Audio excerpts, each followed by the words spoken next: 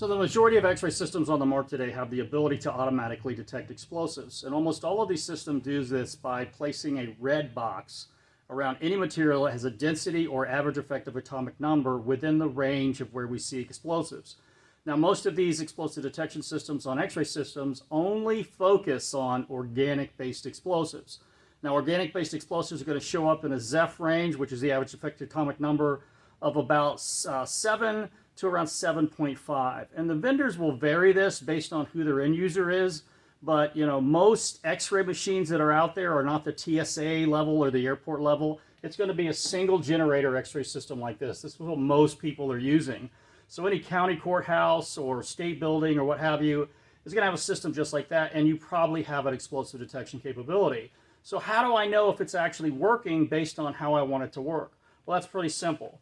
You can actually take a material like this. This is called Delrin. Also, you can use acetyl or another material called POM. They actually have the same density and effective atomic number ranges where all these systems should be detecting at. So if you run this through any X-ray machine that has an automatic explosive detection capability, it should red box it. So what we're going to do is we're going to test our Smith's detection machine here. This is a 6040i. It's a single generator X-ray system, probably the most common type of X-ray system in the world. Sorry, all you airport guys, you have the $160,000 X-ray machines. Everybody else in the world, which is the vast majority of us, have single X-ray, single generator X-ray systems. So we're going to run this through. We should get a red box. And if we don't, we're going to show you how to solve that. So we run it through the X-ray system. The system does its analysis, and I know that the software is turned on, but I did not get a detection for an explosives on this, all right? So something's wrong. Something's not working correctly. So the first thing we're going to do is we're going to go into the menu. We're going to go down to automatic detection, which is here. And the explosive detection software for this one is called XAC. It's actually turned on. It gives you 1 through 30 detection classes. Good luck getting Smiths to explain to you what each one of those mean. But I've actually tested every single one of them, and I figured out what each one of them do. So the best detection class to work for explosives with a decent false alarm rate is detection class 11. Most of the time it's defaulted to 7, but 7 doesn't work so good as far as detecting all the different types of explosives when we did live explosive testing. So detection class 11 is a good detection class. So I know it's turned on, so why is it not alarming to this? The only reason it's probably not alarming is your system needs to be calibrated. So if your system has an automatic explosive detection capability, there has to be some sort of calibration process, whether it does it itself or it has you do it with some sort of calibration step wedge, which is the case with Smiths, and we're going to demonstrate that for you. So anytime you run something like this through the system and it doesn't alarm, calibration needs to be done. Verify first that it's actually turned on, which it is. It's on the right detection class, which if it's not, you can fix that. And then we're going to go and do the calibration process, and we'll show you that next. So my X-ray machine did not alarm to the material that it should have alarmed to for explosives. We verified that the menu is actually set when it's turned on. Now we need to calibrate the system. And to calibrate a Smith's detection machine, any of them, except for like the ATIC systems or the other ones, you're going to need this. This is called the step wedge, okay? This is the pointy end. This is the non-pointy end. So when we do the calibration, the pointy end is the one that's going to go inside the system. I do this a lot. I've done this for a long time, and I'll go to locations to where I test and evaluate their system when I get there before I do the training, teaching advanced X-ray interpretation training courses. And if they have the explosive detection capability, they probably never calibrated their system.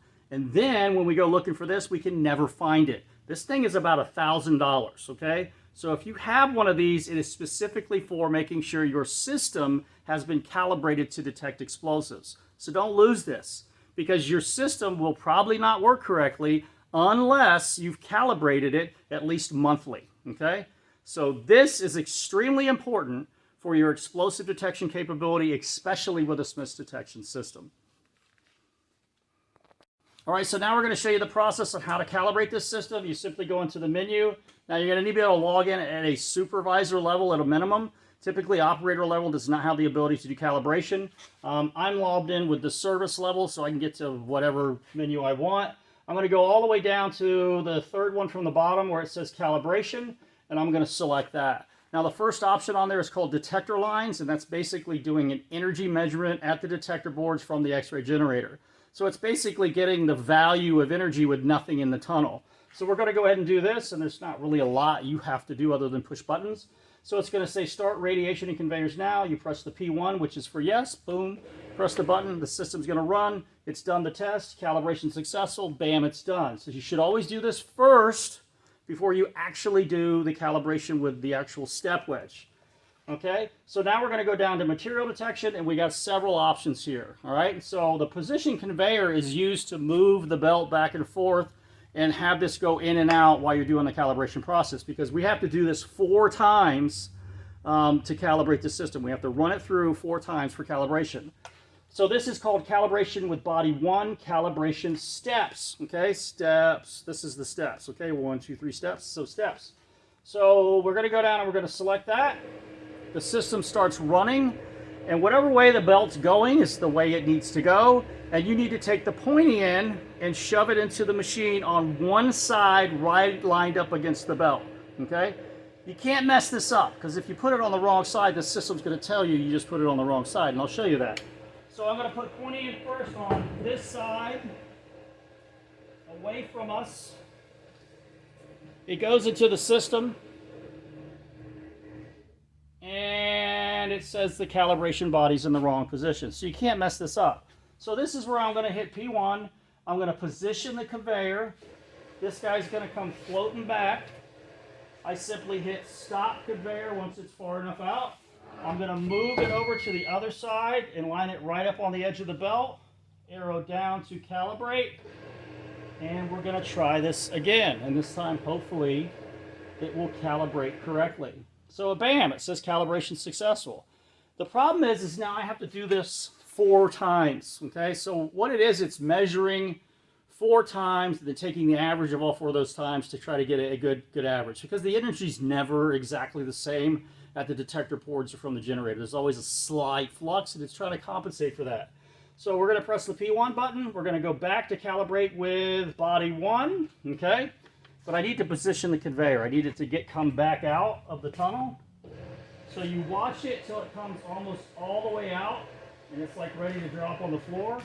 And you hit stop, and then you go back, and then you calibrate again. And you keep doing this till you've done it 4 times. And you get calibration successful. Bam, good. Position conveyor. It's going to come back out. Stop it before it falls on the floor. Go back down to calibrate. This would be how many times? 3. Calibration successful again. We're going to go position conveyor again. So it's actually pretty simple to do this, but it's extremely important that you calibrate your system if you have the explosive detection capability. This will be the 4th time. Calibration successful, P1. So we've done all of our calibrations for this, and this actually calibrates your exact explosive detection capability. Now there's one more calibration step that we have to do, and the other part of this calibration is called the calibration sheet. That's this guy right here. It's very simple. You just lay it across the belt. This piece is what triggers the x-rays to turn on, and it just needs to see this going across there. So we go down to calibration body 2 sheet. We press the button. It's going to run the same way. Just lay it across the belt. And you can see how it runs through there, how it needs to be positioned. The side that sticks up can be on either end. Calibration successful, P1. Bam, we have calibrated our machine. So that's the whole process of verifying if your exact explosive detection is working. It's turned on in the menu. And if it's not working, how to recalibrate the system using the step wedge. Next, we're going to go back after this calibration and verify that the explosive detection is actually working. So we've calibrated the system. We've verified it's turned on, the explosive detection. We've done everything we're supposed to do. Now we're going to retest it again with our Delrin block. Now when you use this stuff, it needs to be at least 6 inches long and about 2 inches wide. We're going to get to this a little later, but there's hidden size cutoffs built into these systems as far as explosive detection, and we'll show you that later. But first we need to verify this thing's detecting explosives like it's supposed to. So we're going to go ahead and turn the belt on. We'll place our explosive simulant in the center of the belt.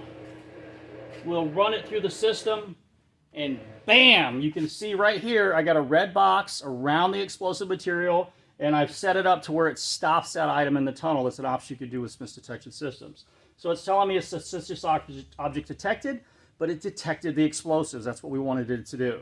So now we went through the whole process of number one, again, verifying that the explosive detection is working. It was not. We checked the menu, verified that the menu was turned on. It was.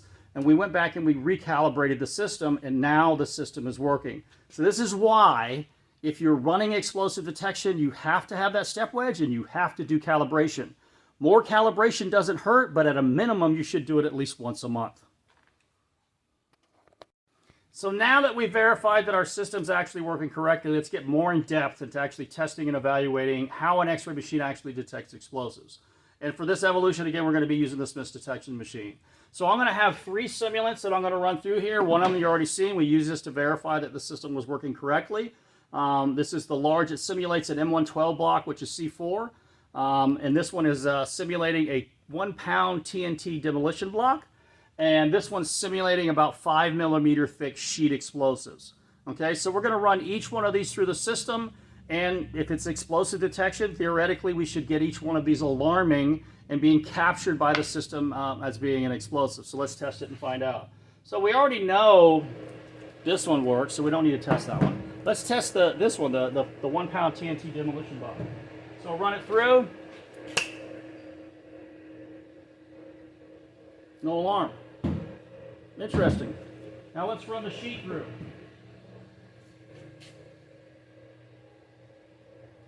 No alarm. Interesting. Is it still working? Let's verify. Let's run our M112 block through the system. Bam, it alarmed. So why did it alarm on the other ones? What's wrong here? Why is the system not alarming? This is the exact same material. It's the same density, same Zeph, same everything. It's just the shapes are different. So why is it not alarming?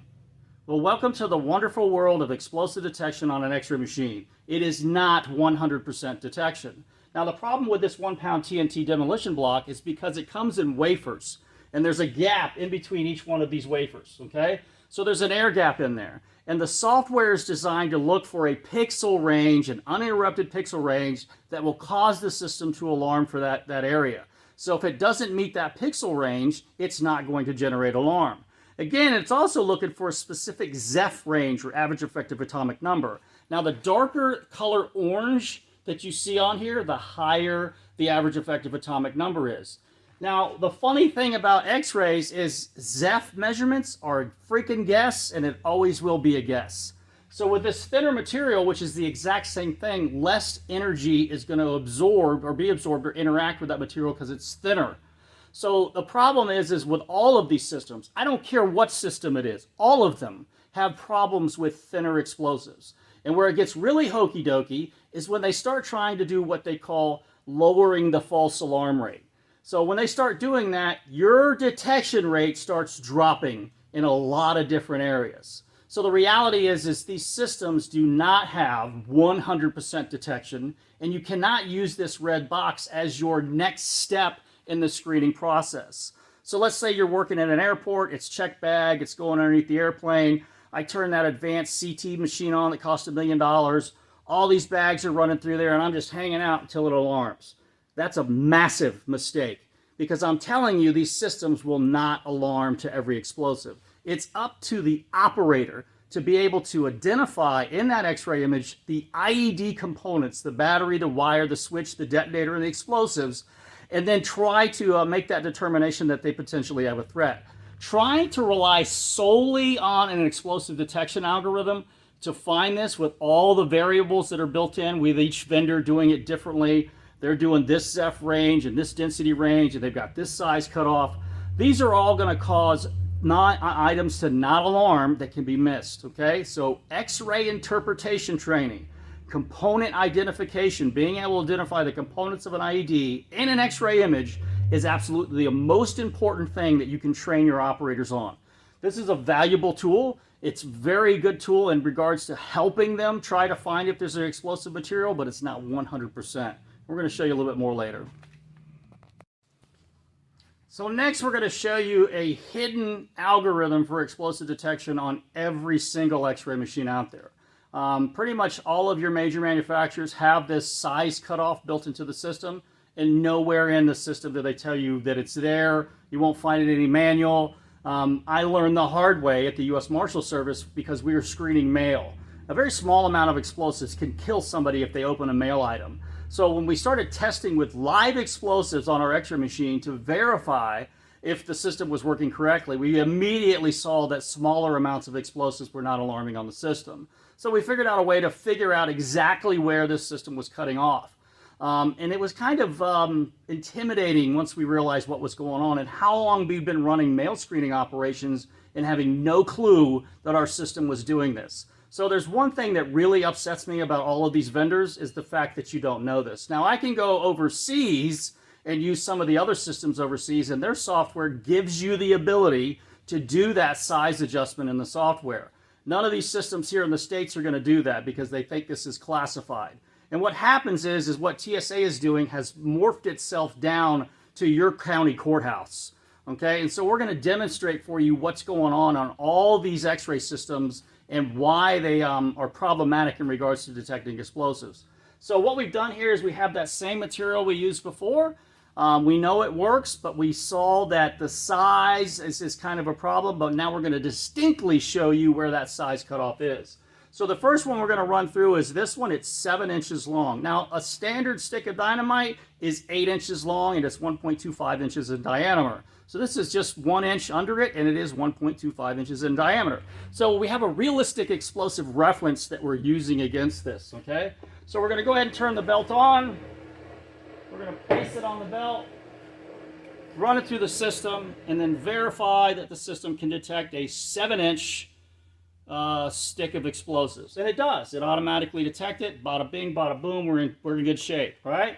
So we clear that alarm. We're going to go down to the next size, which is 6 inches, okay? So we've cut off some more of the explosives. So let's see if the system can pick up a 6-inch piece of dynamite. And it does. Bam. Works good. Perfect, okay? So we'll clear that one, and we'll move down to the 5-inch size piece of explosives. And we'll run this through the X-ray machine. Maybe it just missed it. We'll try it again, okay? Maybe it was just, a hiccup or something.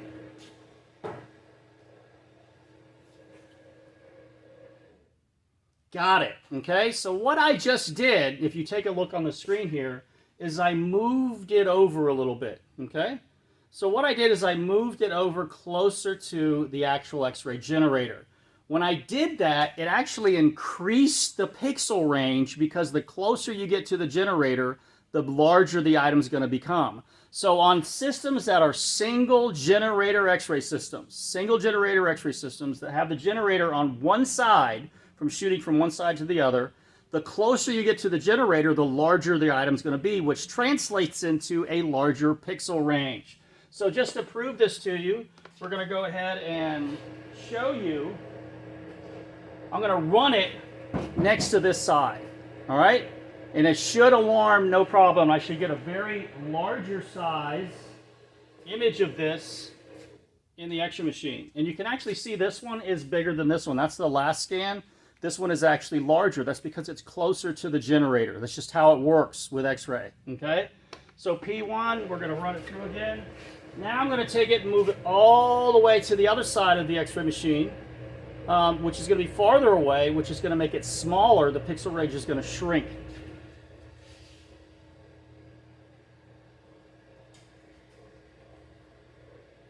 And bam, there it is. That is because placement on the belt and because it's on one side of the system and that pixel size cutoff, okay? So we're going to test it even further because now we know one side is going to work better for explosive detection than the other, the generator side, because you're going to get a larger item. So wherever that pixel range cutoff is, the farther you get away from the generator, the sooner it's going to happen. So next we're going to try the 4.5 piece, 4.5 inch piece, and we're going to run it on this side to see where the absolute limit is for this system to detect explosives. Based on size cutoff. It detected it on this side. Now we already know if I run it on the other side, it's not going to alarm, okay? So just know and understand that. So when you're doing screening on a single single generator X-ray system, it behooves you to place it on the generator side because you're getting a larger image and it's going to affect your explosive detection and make it work better. All right, so 4.5 work. Let's go down to 4 inches. We're not hitting 4 inches.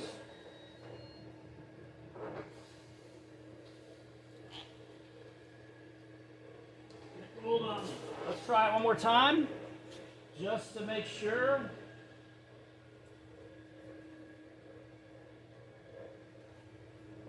So the reality is that on this side of the belt, this system will not detect a 4-inch, 1.25-inch diameter piece of explosives. On the other side of the belt, we have verified that a 5-inch, almost 1 inch larger, okay, so we're seeing a 1-inch drop in pixel range from one side of the belt to the other that's skewing our explosive detection. Welcome to the hidden size cutoff in every single one of your X-ray machines. And this is how you verify where it is, okay? This is how you verify where that cutoff is, so especially if you're doing mail screening, you can be much more knowledgeable about the capabilities and limitations of your system. In my personal opinion, this is one of the stupidest things that engineers ever did on these systems. And the fact that they didn't tell anybody this is disgusting, okay? Now you know.